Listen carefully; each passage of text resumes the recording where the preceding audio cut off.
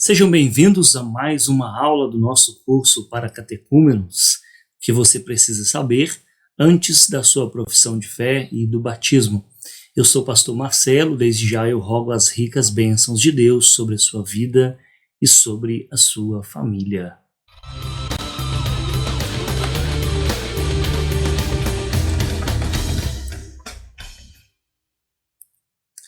Muito bem, então, esse é o nosso curso para catecúmenos, o que você precisa saber antes da sua profissão de fé e do batismo. Lembrando que esse curso, conforme temos falado desde o início, está fundamentado aqui nesse livro do reverendo Adão Carlos Nascimento. O link sempre está abaixo aqui na descrição do vídeo, onde você pode conferir e ter acesso aí a alguma loja para comprar esse material, tá bom? Vamos lá então para a nossa aula de número 11. Nossa aula de número 11 tem como tema a Santa Ceia.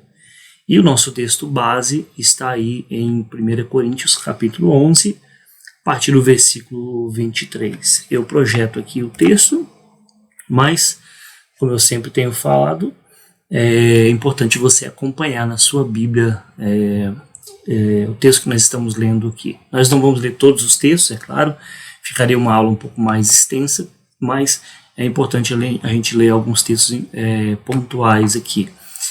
E o fato de você ler a sua Bíblia aí é importante porque você precisa aprender a manusear, né? A Bíblia é a nossa espada do Espírito.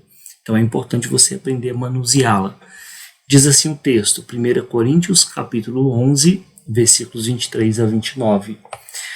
Porque eu recebi do Senhor o que também vos entreguei, que o Senhor Jesus, na noite em que foi traído, tomou o pão e, tendo dado graças, o partiu e disse: Isto é meu corpo que é dado por vós, fazei isto em memória de mim. Por semelhante modo, depois de haver ceado, tomou também o cálice, dizendo: Este cálice é a nova aliança no meu sangue, fazei isto todas as vezes que o beberdes em memória de mim. Porque todas as vezes que comerdes este pão e beberdes o cálice, anunciais a morte do Senhor até que ele venha. Por isso, aquele que comer o pão ou beber o cálice do Senhor indignamente, será réu do corpo e do sangue do Senhor. Examine-se, pois, o homem a si mesmo, e assim coma do pão e beba do cálice.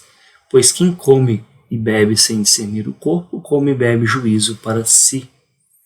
Então esse texto normalmente nós utilizamos no momento da Santa Ceia, porque ele tem algumas instruções bem claras sobre ali, o ato da ceia do Senhor, esse sacramento, né, que junto com o batismo, que já falamos nas aulas anteriores, é o segundo, né, sacramento. Os dois sacramentos que a igreja evangélica, a igreja protestante tem, nós entendemos que foram instituídos por Jesus, o batismo e a Santa Ceia.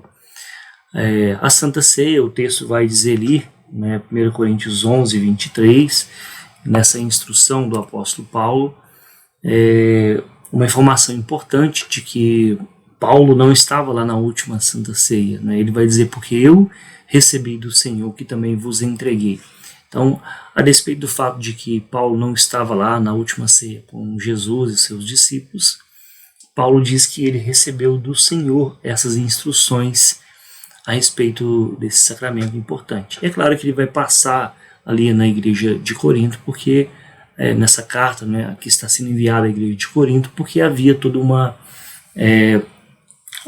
prática errada, né, bem como também todas as outras coisas que Paulo está orientando, é justamente porque havia práticas erradas no que diz respeito à vida comunitária, questão dos dons e muitas outras coisas que ele vai corrigir nas suas cartas. E essa aqui, então, ela não é diferente, né? A questão da Santa Ceia. Então, por isso nós utilizamos esse texto aqui, porque ele nos instrui a respeito desse sacramento tão importante. A igreja, então, nós já vimos essa questão na introdução, em algumas aulas, né? Ela é uma organização instituída por Deus para arrebanhar o seu povo. E o batismo ele é a porta de entrada. E uma vez que você entra na igreja, a ceia ela é um meio de graça para fortalecimento da igreja, bem como também nós entendemos uma forma de mantê-la unida. Então, nós já falamos sobre isso em algumas aulas, que a igreja é uma organização instituída por Deus para arrebanhar o seu povo. Qual que é a porta de entrada? Nós entendemos que é o batismo. E a ceia, ela é esse meio de graça para fortalecimento da sua igreja. Então, assim como o batismo é o sucessor da circuncisão, no nosso entendimento, a ceia ela é uma sucessora da Páscoa. Então, você tinha no Antigo Testamento a circuncisão e a Páscoa. No Novo Testamento, nós temos o batismo e a Santa Ceia, né, como substitutos da circuncisão e da Páscoa. E aí a gente precisa ver um pouco sobre a história da Páscoa, né? A história da Páscoa está ali, vou projetar aqui também, Êxodo, capítulo 11, e Êxodo, segundo livro da Bíblia, capítulo 11, a partir do versículo 4 até o versículo 7, nós temos esse texto aqui que diz o seguinte: Moisés disse, assim diz o Senhor, cerca da meia-noite passarei pelo meio do Egito, e todo primogênito na terra do Egito morrerá, desde o primogênito de Faraó, que se assenta no seu trono, até o primogênito da serva que está junto a Mó, e todo primogênito dos animais. Haverá grande clamor em toda a terra do Egito, qual nunca houve, nem haverá jamais. Porém, contra nenhum dos filhos de Israel, desde os homens até os animais, nem ainda um cão rosnará, para que saibais que o Senhor fez distinção entre os egípcios e os israelitas. Então nós temos nesse texto aqui o início ali da instituição da Páscoa, né?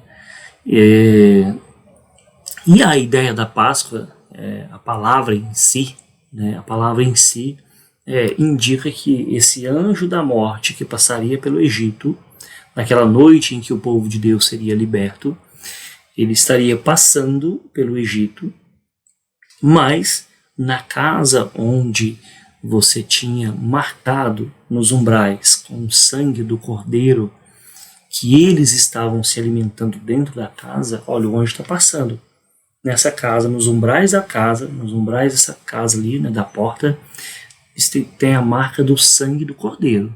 Então nessa casa o anjo passa por cima, a morte não entra ali, né? Então esse passar por cima dá origem à nossa palavra Páscoa, é a palavra grega Pessá. Então esse passar por cima é a Páscoa. Nesse sentido, a Páscoa é uma libertação do poder da morte, uma libertação da escravidão que logo aconteceu, né, no Egito. E para nós é claro que o sentido não é diferente, mas é da morte espiritual, né? Não é uma libertação necessariamente da morte física, mas uma libertação da morte espiritual, bem como também uma libertação do poder do pecado.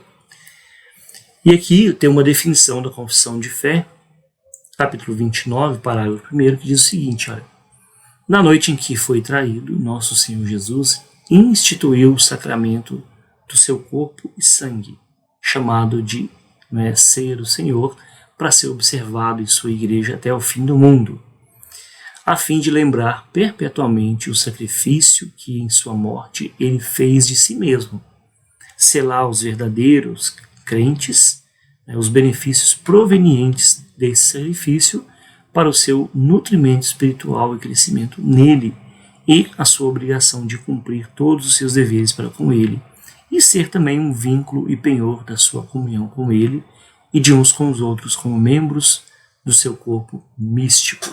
Então essa é a definição que a Confissão de Fé de Westminster traz sobre esse sacramento da ceia do Senhor. Então, como definição, nós entendemos que a ceia do Senhor é o sacramento que confirma o cristão na nova aliança com Cristo, né? De maneira que aquele que não tem essa aliança com Cristo, ele não deve participar. Quais são os elementos da ceia do Senhor? Os elementos são dois, que é o pão e o vinho. O primeiro representa o corpo de Jesus e o segundo o sangue de Jesus. E juntos eles simbolizam a vida de Jesus, que foi entregue completamente ali na cruz do Calvário. E há 4 interpretações com respeito ao significado desses elementos que tentam explicar a presença de Cristo na ceia, né? Então existem aí no meio cristão, na cristandade, vamos assim dizer, na cristandade, 4 formas, né, de interpretação sobre o significado desses elementos que tentam explicar a presença de Cristo. A Igreja Presbiteriana segue uma dessas interpretações. Uma é bem conhecida de todos nós, que é a questão do catolicismo, nós vamos ver aqui, e as outras não tanto, né? Aliás, uma talvez seja mais conhecida no meio evangélico, e talvez a nossa maneira de interpretar não seja tão conhecida assim, né? Mas vamos ver aqui. Vamos ver o que não é a ceia do Senhor. Então, vamos pensar primeiro, do nosso ponto de vista, o que não é a ceia do Senhor. Nós entendemos que a ceia do Senhor não é a transfiguração do pão e do vinho. Não é a transfiguração do pão e do vinho em carne e sangue de Cristo, o que é a interpretação da Igreja Católica. A Igreja Católica Romana chama essa doutrina de transubstanciação, ou seja, há uma mudança essencial dos elementos, o pão e vinho. Então essa doutrina é chamada de transubstanciação. O pão se transforma ali na carne e o vinho se transforma ali no sangue de Jesus Cristo mediante a oração do sacerdote. Transubstanciação justamente porque há uma transformação na substância.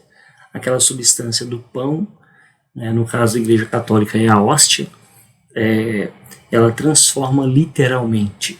E o vinho, que simboliza o sangue de Cristo, para eles também, quando consagrado pelo sacerdote, há uma mudança na substância, uma transformação. Então essa é a visão da Igreja Católica. Mas existe também uma outra, que é o seguinte: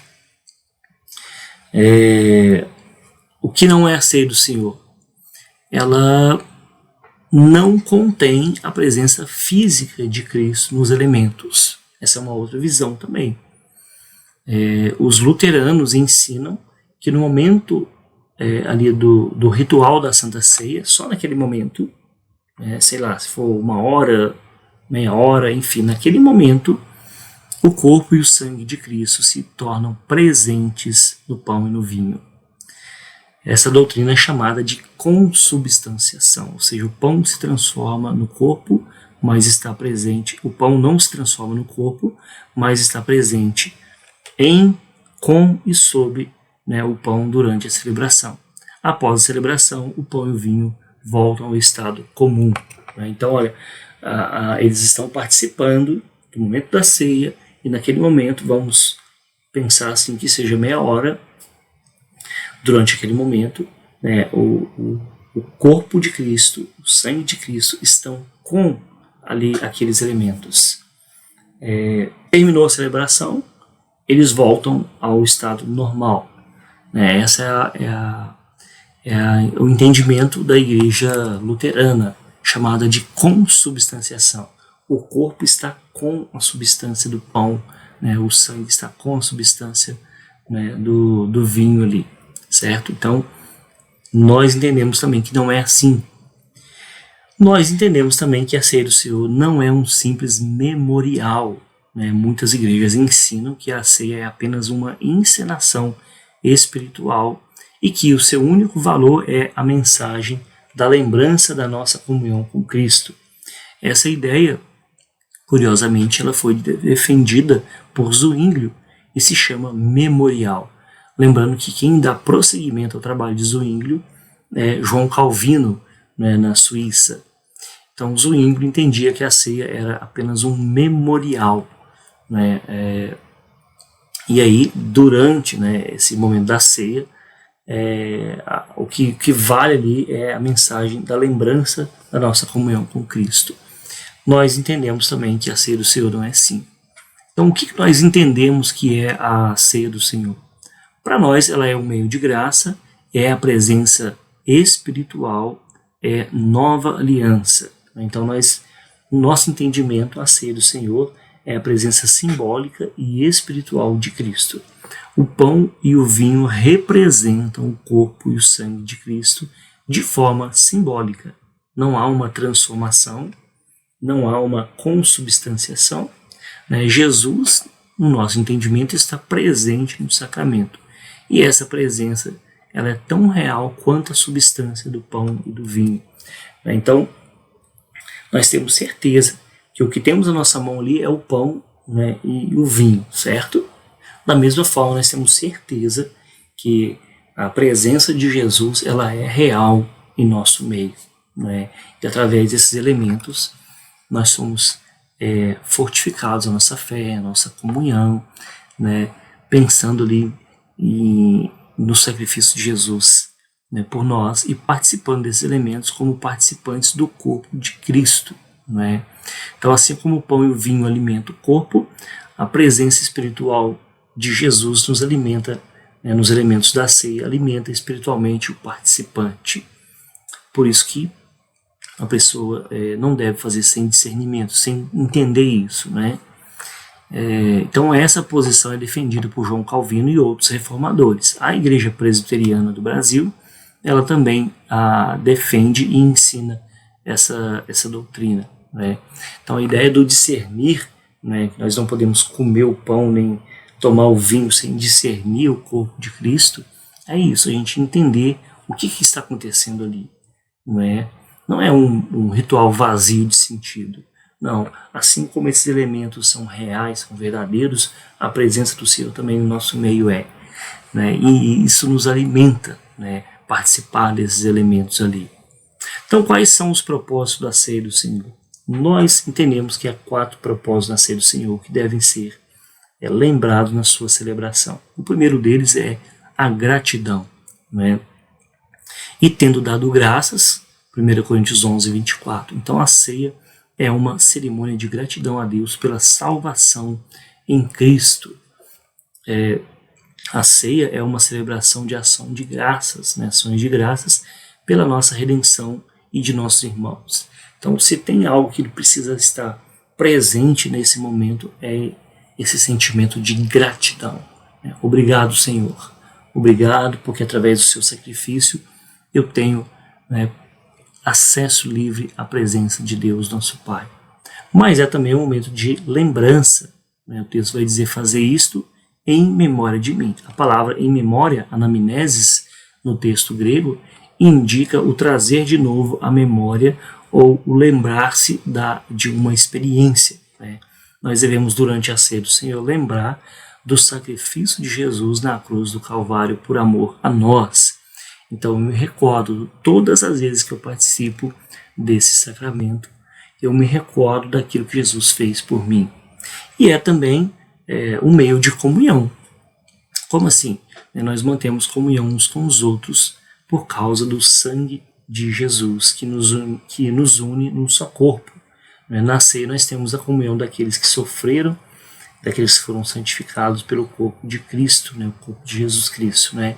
Então, pensa comigo, se eu estou participando da ceia aqui na minha igreja, onde eu sou pastor, juntamente com a comunidade de fé aqui, e outras igrejas estão participando desse momento também em vários lugares da terra, nós estamos celebrando a comunhão no corpo de Cristo. Então, outro fator é a questão da comunhão. Gratidão, lembrança, comunhão e, por último, proclamação.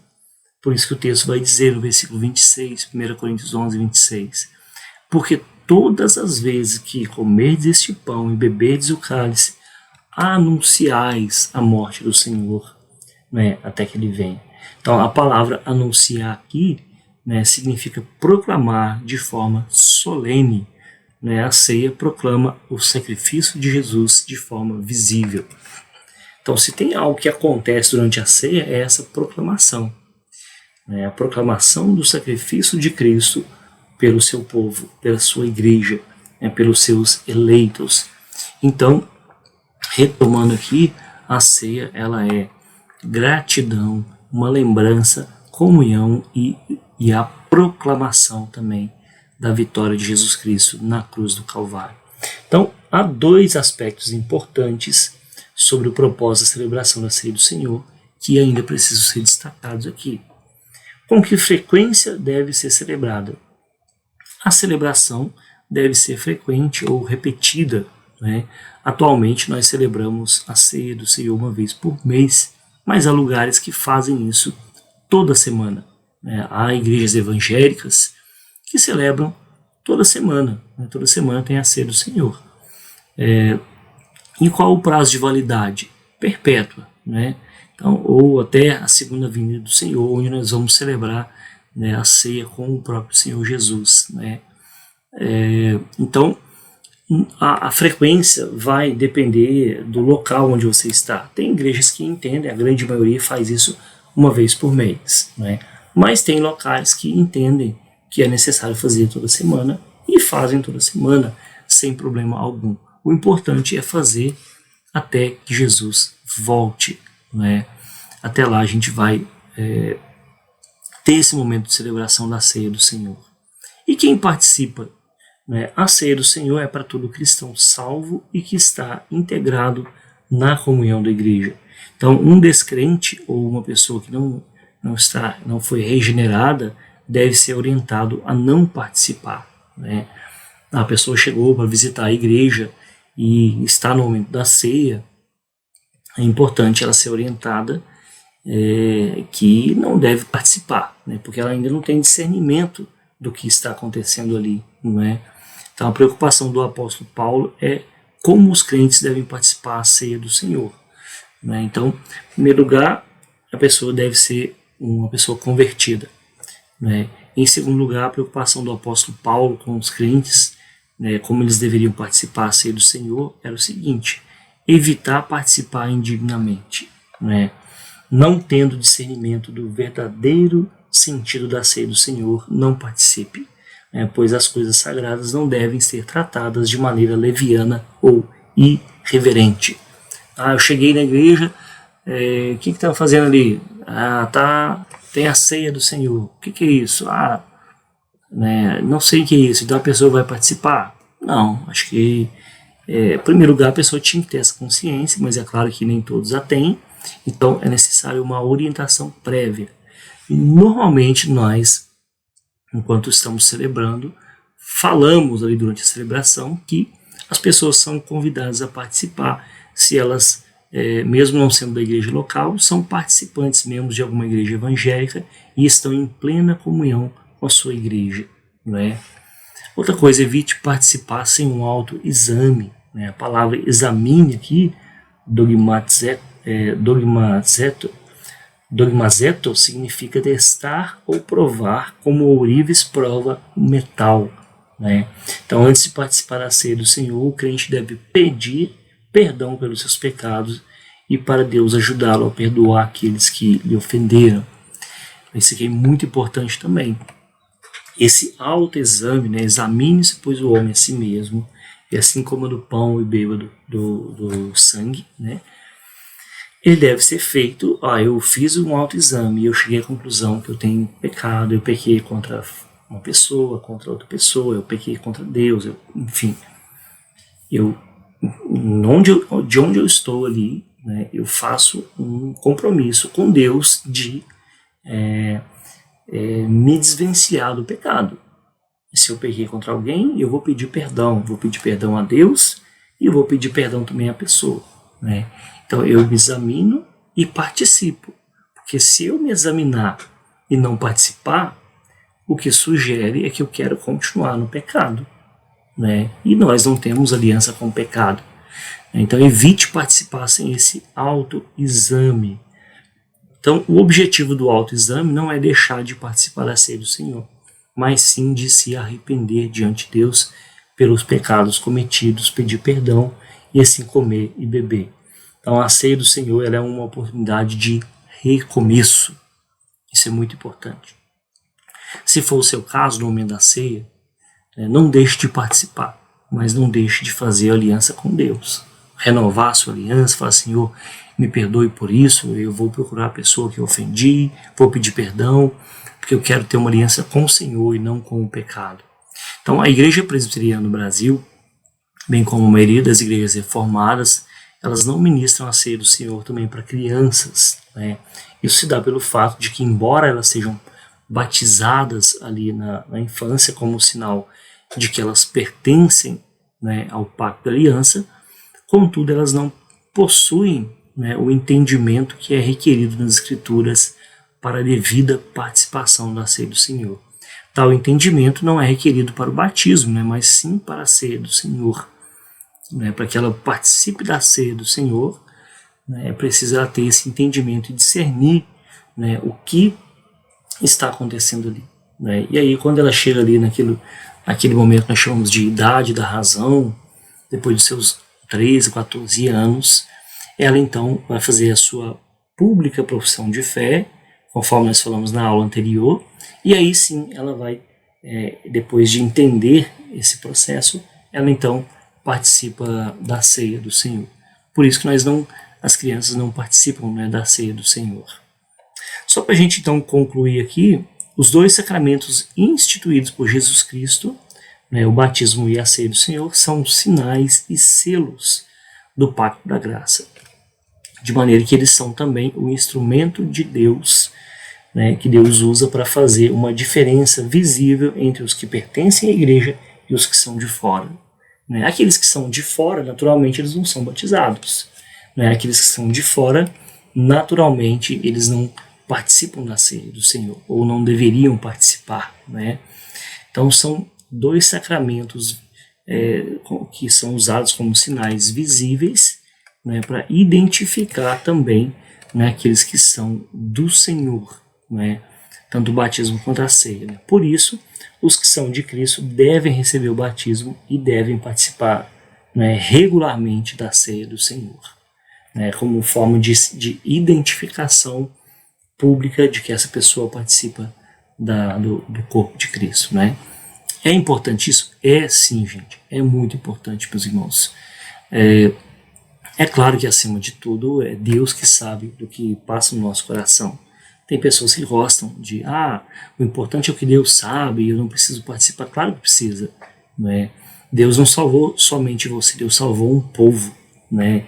E assim como Jesus se identificou com o povo que ele veio salvar, nós precisamos nos identificar com o povo que Jesus salvou. Então eu preciso ser batizado e eu preciso participar regularmente da ceia, né, do Senhor. Esses dois sacramentos aí que a igreja evangélica tem e que são importantes para o desenvolvimento da nossa fé, né, da nossa comunhão, né, do nosso testemunho público. Né. Deus abençoe então sua vida, sua família, um grande abraço. Qualquer dúvida deixa aqui embaixo nos comentários. Eu teria o maior prazer em poder responder, né, e a gente assim continuar crescendo em graça e em conhecimento. Um grande abraço e até a próxima aula de número 12, onde nós vamos falar sobre o dízimo, né, dízimo e oferta, tá bom? Até mais então.